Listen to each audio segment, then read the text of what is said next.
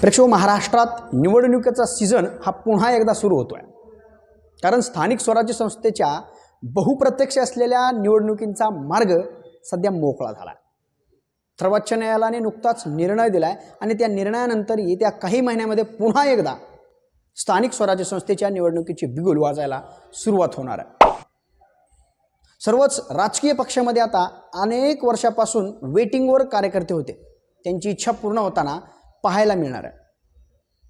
अगदी त्या महिन्याच्या आत निवडणुकांचे जे नोटिफिकेशन आहे ते नोटिफिकेशन निघून पुढच्या 4 महिन्याच्या आत संपूर्ण स्थानिक स्वराज्य संस्थेच्या ज्या निवडणुका आहेत, म्हणजे ग्रामपंचायतपासून ते जिल्हा परिषद ते नगरपंचायत नगरपालिका, या संपूर्ण निवडणुका पूर्ण करण्यात येणार असल्याची माहिती आता समोर आली आहे। असे जे आदेश आहेत असे ते आपल्याला या ठिकाणी सर्वोच्च न्यायालयाने या ठिकाणी निवडणूक आयोगाला दिलेले आहेत। नेमकं काय आहे संपूर्ण प्रकरण? राज्यात पुन्हा एकदा निवडणुकीचा सीझन हा चालू झाल्यानंतर कशा पद्धतीचं वातावरण असणार आहे? जे महायुतीला विधानसभेच्या निवडणुकीमध्ये जे यश मिळालं तेच यश याही ठिकाणी कायम महायुती ठेवणार का? या महायुतीला या संपूर्ण निवडणुका पूर्ण करण्यात येणार असल्याची माहिती आता समोर आली आहे। असे जे आदेश आहेत असे ते आपल्याला या ठिकाणी सर्वोच्च न्यायालयाने या ठिकाणी निवडणूक आयोगाला दिलेले आहेत। नेमकं काय आहे संपूर्ण प्रकरण? राज्यात पुन्हा एकदा निवडणुकीचा सीझन हा चालू झाल्यानंतर कशा पद्धतीचं वातावरण असणार आहे? जे महायुतीला विधानसभेच्या निवडणुकीमध्ये जे यश मिळालं तेच यश याही ठिकाणी कायम महायुती ठेवणार का? या महायुतीला ते यश मिळेल का? किंवा महाविकास आघाडी इथे यश प्राप्त करेल? नेमकं काय होईल हे आपण या ठिकाणी थोडक्यात पाहूया। पप्पासाहेब भांगे आणि तुम्ही पाहताय TV10 वादळ वार्ताचं विशेष अपडेट। अनेक अशा महानगरपालिका आहेत जिथे 5 वर्षे देखील झालंय, त्याच्यापेक्षा जास्त काळ झालाय आणि तिथं प्रशासक म्हणून प्रशासनाचंच काम चालू आहे। अगदी छत्रपती संभाजीनगर, नवी मुंबई महानगरपालिका ह्या अशा महानगरपालिका आहेत जिथे 5 वर्षापासून केवळ आणि केवळ प्रशासक काम करत आहे।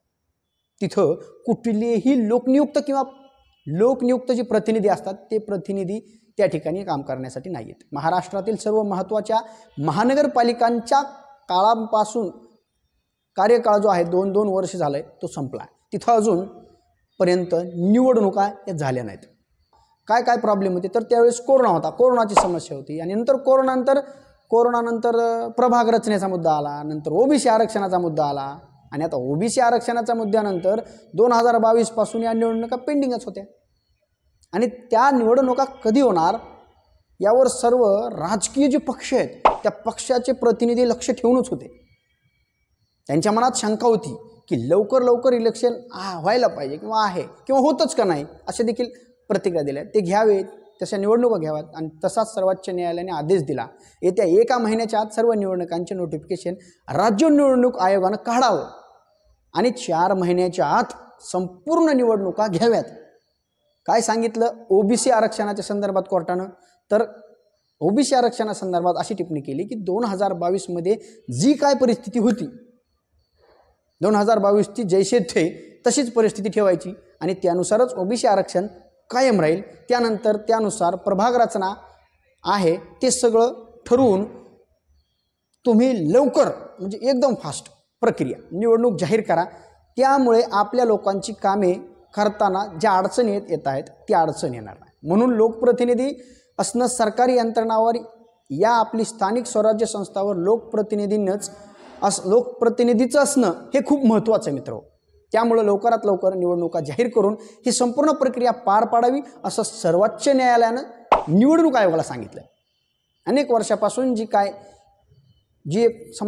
केस पेंडिंग आहे, जी चालू होती केस 22, 23, 24, 25 जवळपास 4 वर्षानंतर आज सुप्रीम कोर्टाला कशी जाग आली अचानक आणि सुप्रीम कोर्टानं निर्णय दिला, अत्यंत महत्त्वाचा निर्णय।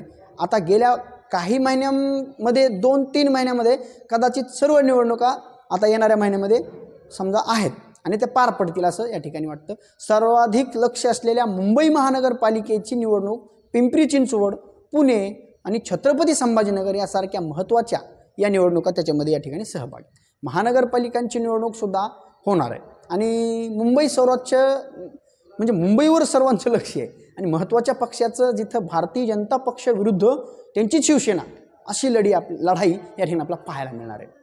अनेक अशा महानगरपालिका आहेत जिथं महायुतीतले सुद्धा पक्ष आमने सामने आहेत आपल्याला या ठिकाणी पाहायला देखील मिळणार आहे. ते अगदी पिंपरी चिंचवड यासारख्या महानगरपालिका ज्या आहेत तिथं देखील अजित पवारांच्याच राष्ट्रवादीतले पक्ष, समजा अजित पवारांचाच पक्ष आहे आणि महायुती आहे, त्यांचे देखील या ठिकाणी महायुतीतच लागणार आहे असं या ठिकाणी आहे. भाजप सर्वच तिथं भाजप स्वतः प्रयत्न करणार का महायुतीचा विचार करणार हे देखील पाहणं महत्त्वाचं. या स्थानिक स्वराज्य संस्थेच्या सदस्यांची संख्या ही जवळपास 2.5 लाखांच्या आसपास आहे.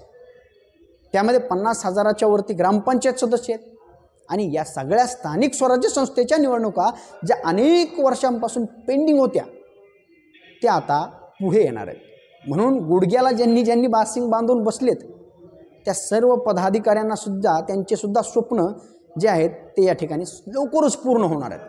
या संपूर्ण घडामोडीवर जो काय कोर्टाने निर्णय दिला आहे यावर तुमचं मत काय आणि या संपूर्ण प्रकरणानंतर स्थानिक स्वराज्य संस्थेच्या निवडणुका आहेत या निवडणुकांमध्ये कोणाला यश मिळतं प्रेक्षको तुम्हाला काय वाटतं कमेंट बॉक्समध्ये नक्की कळवा.